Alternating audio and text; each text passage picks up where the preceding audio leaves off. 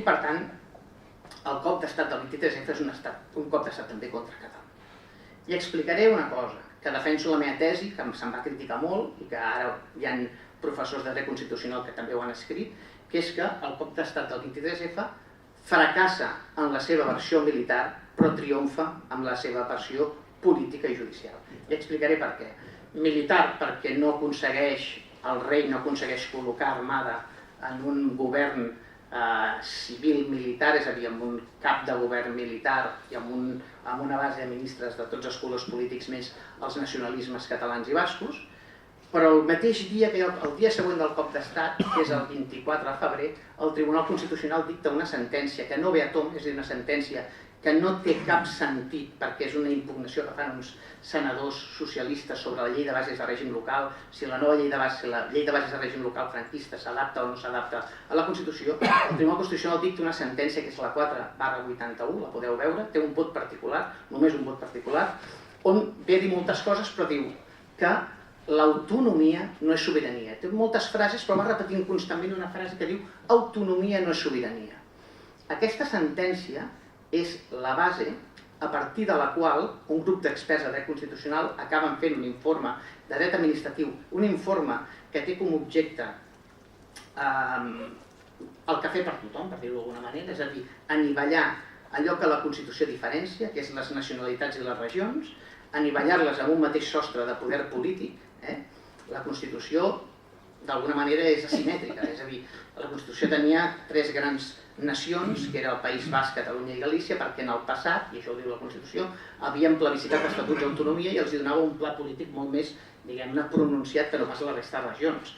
El cafè per tothom el que ve a fer és anivellar. I com ho fan? A través d'una llei que és la LOAPA. Us en recordeu de la LOAPA, que és una llei d'harmonització del procés autonòmic. Aquesta llei és declarada parcialment inconstitucional pel Tribunal Constitucional de l'època, que era un tribunal que tenia prestigi, era un tribunal amb juristes bastant importants, era un tribunal que tenia cert prestigi, la declara parcialment inconstitucional. Però el cop d'estat triomfa, per què? Perquè hi ha uns pactes de la Moncloa, hi ha una sèrie de pactes que acaben diluint el que és diferenciat per la Constitució en un poder polític excessivament pla. Andalusia accedeix a l'autonomia per una via que no li tocava. Aquesta va ser molt sonada, va ser el primer cop d'estat constitucional, es diu. I aleshores es parla de cop d'estat constitucional.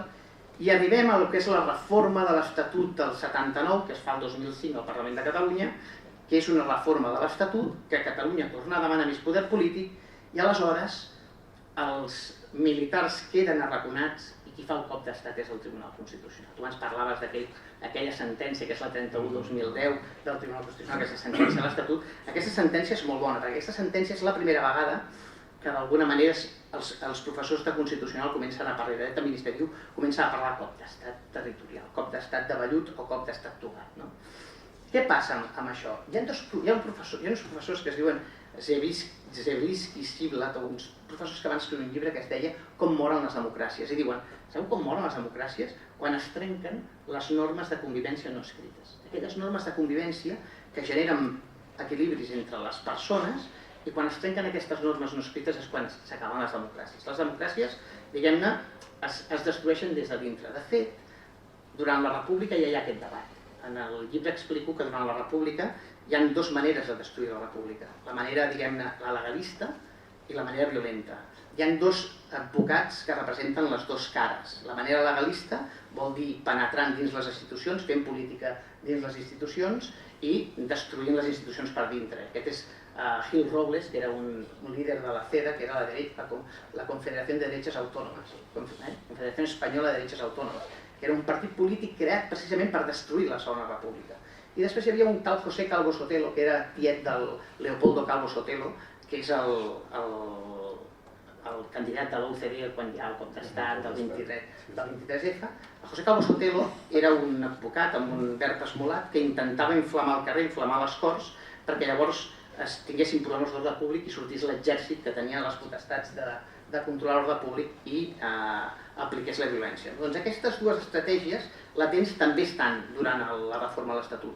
La reforma de l'Estatut es produeix una cosa molt estranya, que és que es trenca aquesta norma no escrita que diu que determinades coses han de tenir uns límits. Què passa amb l'Estatut? L'Estatut és una petició que fa Catalunya d'augmentar l'autogovern a través de la reforma de l'Estatut, aprova l'Estatut el 30 de novembre, ho fa a través del Parlament de Catalunya, un òrgan de legitimitat democràtica directa. Això ho explicaré tal com ho explico als alumnes. És a dir, ho aprova el Parlament de Catalunya que té legitimitat democràtica directa. Aquest estatut va a les Corts Espanyoles. Les Corts Espanyoles fan una proposta d'estatut i les Corts Espanyoles, lògicament, també tenen legitimitat democràtica directa. És a dir, és una trobada entre dos parlaments, un pacte entre dos parlaments. Entre dos parlaments, de manera que ni Catalunya pot imposar l'Estatut que vol a l'estat espanyol, ni l'estat espanyol pot imposar la llei orgànica, perquè l'Estatut té forma de llei orgànica, a Catalunya. De manera que qui fa l'arbitratge d'aquestes dues opcions? La comunitat autònoma, que és Catalunya, que vota l'Estatut en referèndum, oi? De manera que operen tres cossos que tenen legitimitat democràtica directa. Ho fa el Parlament de Catalunya, ho fan les Corts Espanyoles, la proposta acaba pactant-se i es sotmet a un referèndum que és un instrument de democràcia directa. Per tant, és un pacte polític. Què passa amb l'Estatut? Es trenca una norma no escrita, i això ho explicava un professor constitucional que es deia Javier Rubio Llorente, que és que s'impugna aquest Estatut. S'impugna davant del Tribunal Constitucional. I què passa aleshores? Aleshores passa una cosa que no havia passat mai, una norma no escrita. Mai s'havia recorregut un Estatut que havia estat votat en referèndum. Què passa? Que el Tribunal Constitucional comença en una batalla de recusacions que tampoc s'havia fet mai, d'alterar el plenari perquè es deia que hi havia 6 magistrats progressistes i 6 magistrats conservadors i s'intenten imposar els conservadors sobre els progressistes i els progressistes sobre els conservadors. La deriva de l'Estatut dura 4 anys, molts acaben amb el mandat caducat, fins i tot un mora i fins i tot un és recusat, que és Pablo Pérez Trens. I s'acaba dictant una sentència que, lògicament, aquesta sentència té el seu origen en un pacte, però és un pacte fet en una plaça de braus, que és la plaça de braus de la Maestranza de Sevilla, entre el magistrat ponent, que és un magistrat, diguem-ne, de la part progressista, i el magistrat conservador, que és el que ha de convèncer la part conservadora del tribunal. És a dir, els explico als alumnes, un pacte polític fet sobre la base de la sobirania popular i amb instruments de legitimitat democràtica directa té menys força que un pacte entre dues persones en una plaça de braus. Aquesta és la democràcia espanyola. Aquí decau el principi, diguem-ne, democràtic i s'imposa un principi que no sabem exactament quin és, però que no és el principi democràtic. A França, per exemple,